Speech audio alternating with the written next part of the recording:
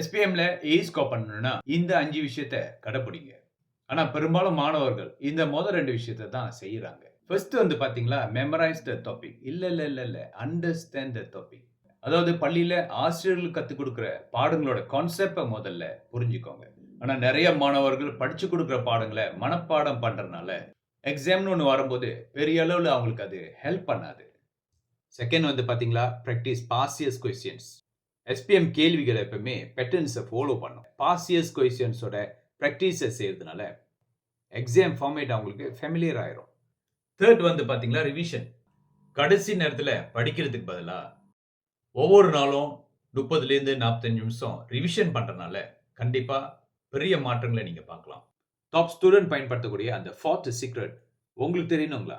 கமெண்ட்ல எஸ்பிஎம்ன்னு போடுங்க. நான் உங்களுக்கு ஷேர் பண்றேன். அது மட்டும் இல்லாம, ஒரு சிம்பிள் ஸ்டடி மெத்தட பயன்படுத்தி நெறைய மாணவர்கள் அசுர வளர்ச்சி அடைஞ்சிருக்காங்க. அதையும் நான் ஷேர் பண்றேன்.